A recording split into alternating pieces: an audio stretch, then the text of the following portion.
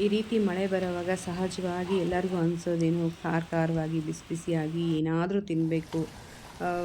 ಹೊರಗಡೆ ಹೋಗಂತೂ ತಿನ್ನೋಕ್ಕಾಗಲ್ಲ, ಮಳೆ ಬರ್ತಿರುತ್ತೆ. ಸೊ ಮನೇಲೇ ಏನು ಮಾಡ್ಕೊಳ್ಬೇಕು ಅಂತ ಯೋಚನೆ ಮಾಡೋವಾಗ ಇದೊಂದು ರೆಸಿಪಿ ತಟ್ ಅಂತ ಹೊಳೀತು. ಹಳೇ ಕಾಲದ ರೆಸಿಪಿ ಆದ್ರೂ ಇದು ತುಂಬಾ ಅದ್ಭುತ, ತುಂಬ ಟೇಸ್ಟ್ ಇರುತ್ತೆ. ಈ ಮಳೆಗಂತೂ ಏಳು ಮಾಡಿಸ್ದಾಗ ಇರುತ್ತೆ. ಅದ್ರ ಜೊತೆಗೆ ಒಂದು ಚಹಾ ಇದ್ದರೆ ಸಾಕು ಬಿಡಿ, ಸ್ವರ್ಗನೇ ಮುಟ್ದಂಗಿರುತ್ತೆ. ಅಷ್ಟು ಟೇಸ್ಟು, ಅಷ್ಟು ಚೆನ್ನಾಗಿರುತ್ತೆ. ಮಿಸ್ ಮಾಡದೆ ವಿಡಿಯೋ ಪೂರ್ತಿ ನೋಡಿ ಮಾಡ್ಕೊಳ್ಳಿ. ಈ ಥರ ಮಳೆ ಬರೋವಾಗ ಸಖತ್ತಾಗಿರುತ್ತೆ. ಎಂಜಾಯ್ ಮಾಡಿ ವಿತ್ ಫ್ಯಾಮಿಲಿ ಜೊತೆ.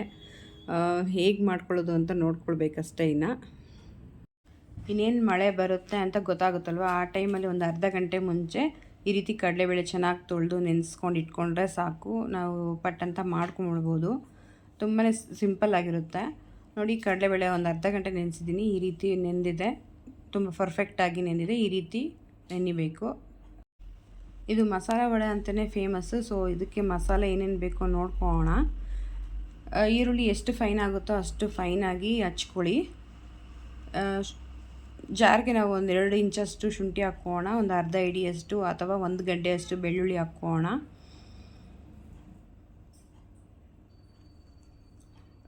ಲವಂಗ ಒಂದು 4ರಿಂದ 5 ಹಾಕ್ಕೊಳ್ಬೇಕು. ಮತ್ತು ಚಕ್ಕೆ ಒಂದು 2 ಇಂಚಷ್ಟು ಹಾಕ್ಕೊಳ್ಳೋಣ.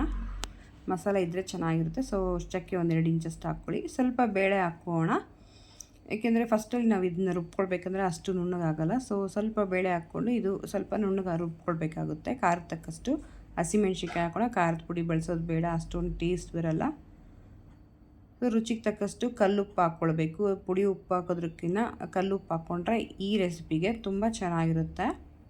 ಸೊ ರುಚಿಗೆ ತಕ್ಕಷ್ಟು ಉಪ್ಪನ್ನು ಸಹ ಹಾಕಿ ಈ ರೀತಿ ಒಂದು 75-80% ಅಷ್ಟು ರುಬ್ಕೊಳ್ಬೇಕಾಗುತ್ತೆ ನಾವು ಇದನ್ನ ಮಸಾಲೆನ. ಸೊ ಈಗ ಕಡಲೆಬೇಳೆನ ಫುಲ್ ತರಿಯಾಗಿ ರುಬ್ಕೊಳ್ಬೇಕು. ಒಂದು 60% ಅಷ್ಟು ರುಬ್ಕೊಂಡ್ರೆ ಸಾಕಾಗುತ್ತೆ. ಜಾಸ್ತಿ ನುಣ್ಣಗೂ ಬೇಡ, ಜಾಸ್ತಿ ತರಿನೂ ಬೇಡ. ನೋಡಿ, ಈ ರೀತಿ ರುಬ್ಕೊಂಡ್ರೆ ಸಾಕು. ವಡೆಗೆ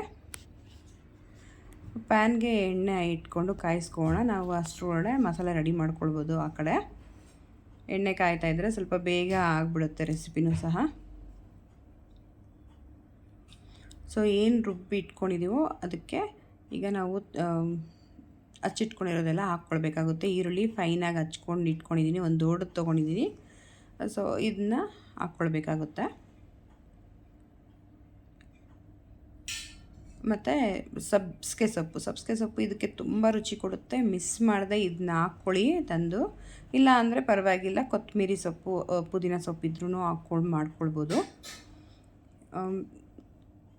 ಸಬ್ಸಿಗೆ ಸೊಪ್ಪು ಮತ್ತು ಕೊತ್ತಂಬರಿ ಸೊಪ್ಪು 2 ಮಿಕ್ಸ್ ಮಾಡಿ ಕಟ್ ಮಾಡಿದ್ದೆ. ಸೊ ಅದನ್ನ ಹಾಕಿ ಈ ರೀತಿ ಸಣ್ಣ ಸಣ್ಣಗೆ ಉಂಡೆ ಮಾಡಿ ಇಟ್ಕೊಳ್ತಾ ಇದ್ದೀನಿ. ಅದು ತಟ್ಟೋದಕ್ಕೆ ನಮ್ಗೆ ಈಸಿ ಆಗುತ್ತೆ ಹಾಕ್ಕೊಳ್ಳೋವಾಗೆಲ್ಲ. ಈ ರೀತಿ ವೀಳ್ಯದೆಲೆ ತೊಗೊಂಡಿದ್ದೀನಿ ನಾನು. ಸದ್ಯಕ್ಕೆ ಬಾಳೆ ಎಲೆ ಸಿಗಲಿಲ್ಲ.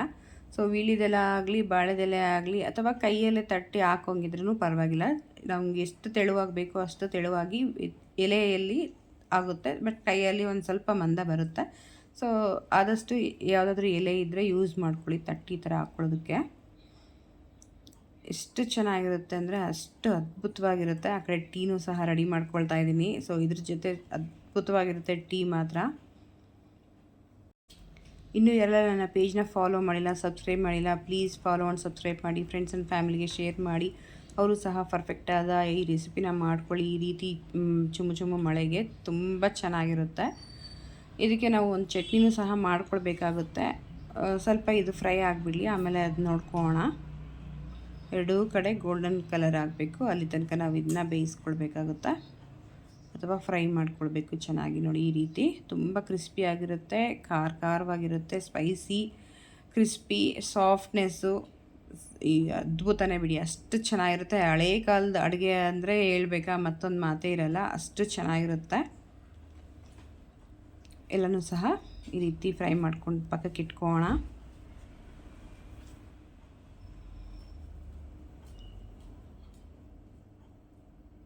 ನಿಮ್ಮ ಸೈಡ್ ಈ ವಡೆಗೆ ಏನಂತಾರೆ ಕಮೆಂಟ್ ಮಾಡಿ ತಿಳಿಸಿ. ನಮ್ಮ ಸೈಡು ಮಸಾಲೆ ವಡೆ ಅಥವಾ ಬೇಳೆ ವಡೆ ಅಂತ ಕರೀತಾರೆ ಇದನ್ನ.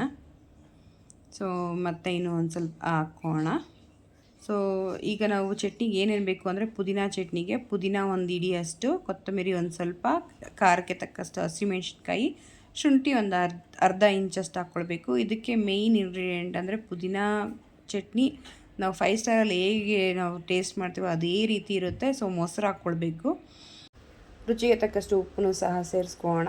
ಸ್ವಲ್ಪ ನೀರು ಹಾಕ್ಕೋಣ. ಮೊಸರು ನೀರಾಗಿರುತ್ತಲ್ವ, ಸೊ ಸ್ವಲ್ಪ ನೀರು ಹಾಕ್ಕೊಂಡು ಈ ರೀತಿ ನೀರಾಗಿ ರುಬ್ಕೊಂಡ್ರೆ ಚೆನ್ನಾಗಿರುತ್ತೆ. ನಾವು ವಡೆ ಡಿಪ್ ಮಾಡಿದಾಗ ಅದು ಎಲ್ಲ ಸರಿಯಾಗಿ ಹೊಂದ್ಕೊಳ್ಬೇಕು ಅಂದರೆ ನೀರಾಗಿರಬೇಕು, ಗಟ್ಟಿ ಚಟ್ನಿ ಬೇಡ ಇದಕ್ಕೆಲ್ಲನೂ.